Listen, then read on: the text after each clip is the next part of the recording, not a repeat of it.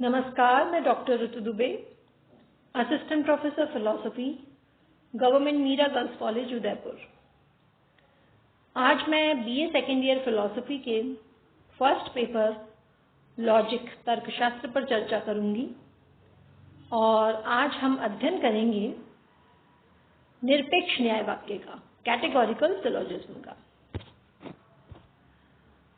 Logic से related अपने पिछले वीडियो में हमने बात की थी कि निरुपाधिक या निरपेक्ष तर्क वाक्य क्या होते हैं, कैटेगोरिकल प्रपोजिशंस, और आज हम उन्हीं कैटेगोरिकल प्रपोजिशंस से बने हुए निरपेक्ष न्याय वाक्यों यानी कैटेगोरिकल सिलोजिज्म की बात करेंगे।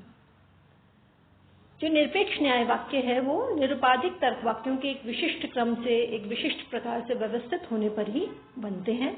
वो क्या प्रकार है, वो क्या क्रम है, उस पर आज हम बात करेंगे।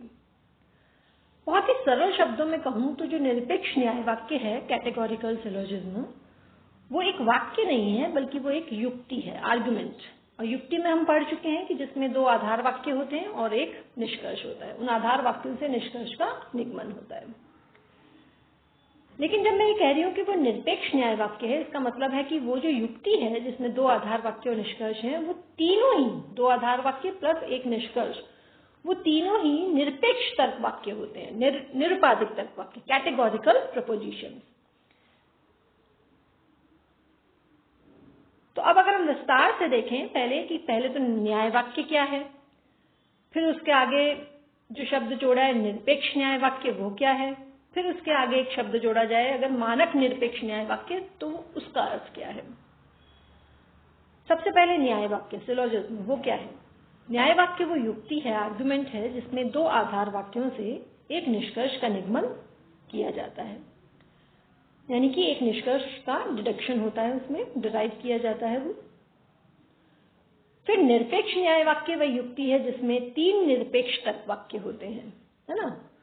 ये बात तो सही है कि न्याय वाक्य युक्ति है तो उसमें दो आधार वाक्य और एक निष्कर्ष होंगे, लेकिन जब आप लगाते हैं कि निरपेक्ष न्याय वाक्य, तो इसका अर्थ है कि वो जो दो आधार वाक्य और एक निष्कर्ष, यानी कि ये जो तीनों जो होंगे वो एक निरुपाधिक तर्क वाक्य होंगे, निरपेक्ष तर्क वाक्य, कैटेगोरिकल प्रपोजिशन। हम पढ़ चुके हैं कैटेगोरिकल प्रपोजिशन के चार प्रकार, AEIO, उनमें से कोई एक होगा। फिर तीसरी बात कि ये जो तीनों तर्क वाक्य मैंने आपको बताया, निरुपाधिक तर्क वाक्य, केवल इतना ही होना आवश्यक नहीं है, बल्कि निरपेक्ष न्याय वाक्य में उन तीनों तर्क वाक्यों में कुल मिलाकर तीन पद होंगे, तीन। ये एक आवश्यक शर्त है, ना तो चार होंगे ना ही दो होंगे, बल्कि तीन पद होंगे। फिर एक और शर्त है, वो ये कि प्रत्येक जो पद है, उन तीन में से जो प्रत्येक पद है वो दो तर्क वाक्यों में आता है। अब प्रश्न उठता है कि हमने बात कर ली न्याय वाक्य क्या है, निरपेक्ष न्याय वाक्य क्या है, अब ये मानक निरपेक्ष न्याय वाक्य क्या है। तो वो जो न्याय वाक्य है वो उस समय मानक आकार में होता है जब इसके सभी आधार वाक्य और निष्कर्ष मानक आकार के निरपेक्ष तर्क वाक्य होते हैं। केवल कैटेगोरिकल प्रपोजिशन होना ही काफी नहीं है, बल्कि मानक आकार के कैटेगोरिकल प्रपोजिशन, यानी स्टैंडर्ड फॉर्म की कैटेगोरिकल प्रपोजिशन होना आवश्यक है। कहने का अभिप्राय है कि वो AEIO टाइप में से कोई एक होना चाहिए। फिर एक और शर्त है कि वो एक विशिष्ट क्रम में व्यवस्थित हो। अब ये जो विशिष्ट क्रम है इस पर हम आगे बात भी करेंगे।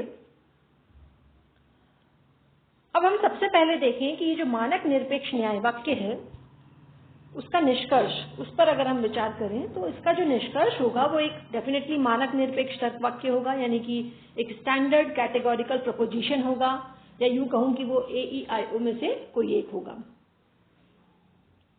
अब जैसा कि मैंने कहा कि वो जो निरपेक्ष न्याय वाक्य है, कैटेगोरिकल सिलोजिज्म है, जिसमें दो आधार वाक्य और एक निष्कर्ष है, उसमें मैंने कहा कि उसमें टोटल तीन पद होते हैं। तीनों पदों में से जो दो पद हैं वो उस निरपेक्ष न्याय वाक्य के निष्कर्ष में आते हैं। आप जानते हैं कि एक उद्देश्य होता है और एक विधेय होता है निरुपाधिक तर्क वाक्य में। तो उद्देश्य और विधेय के रूप में दो पद जो है वो उस न्याय वाक्य के निष्कर्ष में आते हैं। तो निष्कर्ष का जो विधेय पद होगा, यानी कि जो प्रेडिकेट होगा, वो तो उस न्याय वाक्य का मुख्य पद कहलाता है, और निष्कर्ष का जो उद्देश्य पद होगा, यानी कि जो सब्जेक्ट होगा, वो इस न्याय वाक्य का अमुख्य पद कहलाता है। चलिए इसको एक उदाहरण से समझते हैं, समझना आसान होगा। एक न्याय वाक्य का, निरपेक्ष न्याय वाक्य का मैं उदाहरण आपके सामने रख रही हूं। पहला आधार वाक्य है कि कोई भी गांधीवादी हिंसक नहीं है। दूसरा आधार वाक्य है कि सभी अत्याचारी हिंसक हैं। इन दोनों आधार वाक्यों से निष्कर्ष है, अतः कोई अत्याचारी गांधीवादी नहीं है। ये एक मानक आकार के निरपेक्ष न्याय वाक्य का बहुत ही बढ़िया उदाहरण है। आप इसमें देखिए मैंने क्या क्या कहा था कि न्याय वाक्य में क्या होगा, दो आधार वाक्य और निष्कर्ष। आपने देखा ये दो आधार वाक्य हैं, कोई गांधीवादी हिंसक नहीं है और सभी अत्याचारी हिंसक हैं। ये हो गए दो आधार वाक्य। तीसरा हो गया निष्कर्ष, अतः कोई अत्याचारी गांधीवादी नहीं है। दूसरी शर्त इसमें ये पूरी हो रही है कि ये तीनों ही निरुपाधिक तर्क वाक्य के हैं, कैटेगोरिकल प्रपोजिशंस। कैटेगोरिकल प्रपोजिशंस हमने क्या कहा था कि दो वर्गों की विवेचना होती है उसमें, है ना, उद्देश्य और विधेय होते हैं, और चार प्रकार के कैटेगोरिकल प्रपोजिशंस जो है वो स्टैंडर्ड फॉर्म के, मानक आकार के माने जाते हैं, AEIO। आप देखेंगे जो पहला है, कोई गांधीवादी हिंसक नहीं है, ये तो ई टाइप का है ना, नो एस इज पी, कोई ऊ वी नहीं है। तो जो पहला आधार वाक्य है वो तो ई टाइप का हो गया। दूसरा आधार वाक्य कि सभी अत्याचारी हिंसक हैं, है ना, तो ये किस प्रकार का हो गया, ए टाइप का, यानी all S is P type का हो गया ये। और फिर जो निष्कर्ष है वो है वापस से कोई अत्याचारी गांधीवादी नहीं है, यानी कि वही ई टाइप का। यानी कि आपने देखा कि इसमें जो पहला आधार वाक्य है और जो निष्कर्ष वाला तर्क वाक्य है वो दोनों तो हैं ई टाइप के, और जो दूसरा आधार वाक्य है वो है ए टाइप का। AEIO का विस्तृत विवेचन हम पिछले वीडियोज में कर चुके हैं। तो ये जो निरपेक्ष न्याय वाक्य का उदाहरण है, इसमें आपने देखा दो आधार वाक्य, एक निष्कर्ष है, और ये तीनों ही वाक्य जो हैं वो तर्क वाक्य हैं, निरुपाधिक तर्क वाक्य हैं। अब एक और शर्त थी कि ये जो तीनों हैं इसमें कुल मिलाकर 3 ही पद होने चाहिए, ना तो 2 और ना ही 4। तो देखिए कितने पद हैं इसमें। पहला पद है गांधीवादी, दूसरा है हिंसक और तीसरा है अत्याचारी। गौर से देखें आप, ये जो 3 पद हैं इन्हीं की पूरी कहानी है। गांधीवादी के बारे में कहा जा रहा है, हिंसक के बारे में कहा जा रहा है और अत्याचारी के बारे में कहा जा रहा है। तो 3 पदों वाली शर्त इस उदाहरण में पूरी हो रही है। फिर मैंने कहा कि प्रत्येक जो पद होगा उन 3 में से वो 2 में आएगा, है ना, 2 चीजों में आएगा, चाहे वो 2 आधार वाक्यों में आए, चाहे वो एक आधार वाक्य और निष्कर्ष में आए। अब इस पर्टिकुलर उदाहरण में आप देखिए कि गांधीवादी, हिंसक और अत्याचारी, ये 3 पद, जैसे पहला गांधीवादी है वो पहले आधार वाक्य में आ रहा है, फिर दूसरे में नहीं है, लेकिन आप फिर देखेंगे निष्कर्ष में गांधीवादी है ना। दूसरा पद हिंसक पहले आधार वाक्य में है, दूसरे आधार वाक्य में भी है, लेकिन निष्कर्ष में नहीं है। फिर तीसरा जो पद है अत्याचारी, वो दूसरे आधार वाक्य में है और निष्कर्ष में है, लेकिन पहले में नहीं है। तो आप जरा गौर से इस पे विचार करेंगे तो आप पाएंगे कि ये जो तीनों पद हैं वो 2-2 बार आ रहे हैं। तो ये दूसरी शर्त हो गई। अब जो मैंने खास बात आपको समझाने के लिए उदाहरण रखा है वो ये है कि आप देखिए ये जो मानक निरपेक्ष न्याय वाक्य है, इसका निष्कर्ष वाक्य क्या है। इसका निष्कर्ष तर्क वाक्य है, अतः कोई अत्याचारी गांधीवादी नहीं है। इसमें आप देख रहे हैं कि अत्याचारी और गांधीवादी 2 पद आए हैं। तो निरपेक्ष न्याय वाक्य के निष्कर्ष का उद्देश्य क्या है ये बताइए, और विधेय क्या है। ये जो तर्क वाक्य है, अतः कोई अत्याचारी गांधीवादी नहीं है, इसमें सब्जेक्ट या उद्देश्य तो हो गया अत्याचारी, है ना, और विधेय और प्रेडिकेट हो गया गांधीवादी। तो जो गांधीवादी है यानी कि जो विधेय पद है, जो प्रेडिकेट है, वो तो होता है इस पूरे निरपेक्ष न्याय वाक्य का मुख्य पद, है ना, और जो अत्याचारी है यानी कि जो निष्कर्ष का जो उद्देश्य है, सब्जेक्ट है, वो इस पूरे निरपेक्ष न्याय वाक्य का हो गया अमुख्य पद। अब ये तो हो गए मुख्य और अमुख्य पद। एक और पद होता है जिसे कहा जाता है मिडिल, है ना, मेजर, माइनर और मिडिल। ये 3 जो है पद है वो किसी भी निरपेक्ष न्याय वाक्य में होते हैं। तो निष्कर्ष का जो विधेय हो गया वो तो हो गया मेजर पद, मुख्य पद। निष्कर्ष का जो उद्देश्य हो यानी कि जो सब्जेक्ट है वो हो गया उसका अमुख्य यानी कि माइनर टर्म। और जो बचा है, अब आप देखिए कौन सा पद बचा है, हिंसक। हिंसक एक ऐसा पद है जो निष्कर्ष में नहीं आ रहा है, ना तो निष्कर्ष का उद्देश्य है और ना ही निष्कर्ष का विधेय है, लेकिन वो दोनों आधार वाक्यों में जरूर आ रहा है। तो ये जो निष्कर्ष का जो निष्कर्ष में नहीं आ रहा है लेकिन दोनों आधार वाक्यों में आ रहा है, इसको हम कहते हैं मिडिल टर्म, मध्यम पद। तो इस प्रकार 3 पद जो है वो इस उदाहरण से स्पष्ट हुए, मुख्य पद, अमुख्य पद और मध्यम पद। एक बार फिर से आपको समझाऊं कि निरपेक्ष न्याय वाक्य के निष्कर्ष पे सबसे पहले आप ध्यान दीजिए। कभी भी आपके सामने ये निरपेक्ष न्याय वाक्य आए तो कैसे आप जानेंगे कि मुख्य पद कौन सा है, इसका मुख्य पद कौन सा है और उसका मध्यम पद कैसा है, कौन है? तो सीधे आप निष्कर्ष में आइए। देखिए, निष्कर्ष का जो प्रेडिकेट है, जो विधेय है, वो तो हो गया मुख्य पद। निष्कर्ष का जो उद्देश्य है यानी कि जो सब्जेक्ट है वो हो गया अमुख्य पद। और ऐसा पद जो निष्कर्ष में नहीं आ रहा लेकिन दोनों आधार वाक्यों में आ रहा है, वो है उसका मध्यम पद या उसका मिडिल टर्म। इस उदाहरण में एक बार फिर से अगर हम देखें तो गांधीवादी है मुख्य पद क्योंकि वो निष्कर्ष का विधेय है, अत्याचारी है अमुख्य पद क्योंकि वो निष्कर्ष का उद्देश्य है, और हिंसक है मध्यम पद क्योंकि वो निष्कर्ष में नहीं आ रहा लेकिन दोनों आधार वाक्यों में आता है। तो ये एक बात।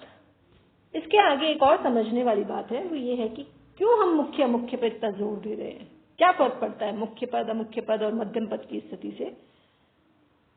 तो यहां मैं स्पष्ट कर दूं कि जो मानक निरपेक्ष न्याय वाक्य है उसके जो मुख्य और अमुख्य पद है, हमने देखा कि वो विभिन्न आधार वाक्यों में आते हैं। जो मुख्य और अमुख्य पद है, एक तो निष्कर्ष में आएगा, पर हर एक पद आपको मालूम है 2 जगह आता है, तो केवल निष्कर्ष में तो आएगा नहीं, दोनों आधार वाक्यों में भी आ रहा है। गांधीवादी और अत्याचारी जो पद है वो दोनों आधार वाक्यों में भी आ रहा है। तो हम देखते हैं कि जिस आधार वाक्य में मुख्य पद आता है उसे मुख्य आधार वाक्य कहा जाता है, और जिसमें अमुख्य पद आता है उसे अमुख्य आधार वाक्य कहा जाता है। जैसे पहला आधार वाक्य देखिए, कोई गांधीवादी हिंसक नहीं है। इसमें आप देख रहे हैं निष्कर्ष का विधेय पद यानी गांधीवादी जो है वो आ रहा है, और आपको मैंने बताया निष्कर्ष का जो विधेय पद है, प्रेडिकेट है, वो मुख्य पद है। यानी कि जो पहला जो आधार वाक्य है, कोई गांधीवादी हिंसक नहीं है, ये मुख्य आधार वाक्य है। और इस निरपेक्ष न्याय वाक्य का अमुख्य पद कौन सा है, कैसे पहचानेंगे आप? निष्कर्ष का जो उद्देश्य पद है, सब्जेक्ट है, वो इसका अमुख्य पद है, और वो इस उदाहरण में है अत्याचारी। तो आप देखिए अत्याचारी किस आधार वाक्य में आ रहा है? अत्याचारी दूसरे आधार वाक्य में आ रहा है। तो जो दूसरा है आधार वाक्य वो अमुख्य आधार वाक्य कहलाता है। इस प्रकार से आप मुख्य और अमुख्य आधार वाक्य की पहचान कर सकते हैं, और उसका आधार सिर्फ यही है कि आप ये स्पष्ट जान लें कि मुख्य अमुख्य पद कौन से हैं। कहानी यहीं तक नहीं है, एक और इसकी विशेषता है, उसको भी यहाँ पर जान लेना जरूरी है। वो ये है कि ये जो मानक निरपेक्ष न्याय वाक्य है उसकी एक विशेषता ये भी है कि जो मुख्य आधार वाक्य है उसका कथन पहले होता है और अमुख्य आधार वाक्य का कथन बाद में होता है, और निष्कर्ष तो सबसे अंत में आता ही है। हम क्यों मुख्य अमुख्य पद और मुख्य अमुख्य आधार वाक्य पे इतनी चर्चा कर रहे हैं वो अब स्पष्ट हुआ है। वो ये है कि जिस आधार वाक्य में मुख्य पद आएगा वो मुख्य आधार वाक्य है, और उसका कथन पहले होगा, आप उसे पहले रखेंगे, पहले नंबर पे। और जिस आधार वाक्य में अमुख्य पद आ रहा है वो अमुख्य आधार वाक्य है, उसका कथन आप दूसरे नंबर पर करेंगे, और फिर अंत में आएगा निष्कर्ष। अब ये जो मैंने आपको एग्जाम्पल दिया था, कोई गांधीवादी हिंसक नहीं है, सभी अत्याचारी हिंसक हैं, अतः कोई अत्याचारी गांधीवादी नहीं है, ये तो एक विशिष्ट क्रम में ही व्यवस्थित है, बिल्कुल सही तरीके से कि मुख्य आधार वाक्य पहले, फिर अमुख्य आधार वाक्य और फिर निष्कर्ष। लेकिन आपके सामने एग्जाम में ऐसे भी प्रस्तुत हो सकता है ये कि मान लीजिए सभी अत्याचारी हिंसक हैं, दूसरा जो आधार वाक्य है उसको ऊपर रख देते, और जो पहला है कोई गांधीवादी हिंसक नहीं है उसको नीचे रखते हैं ना, उल्टे क्रम में होते।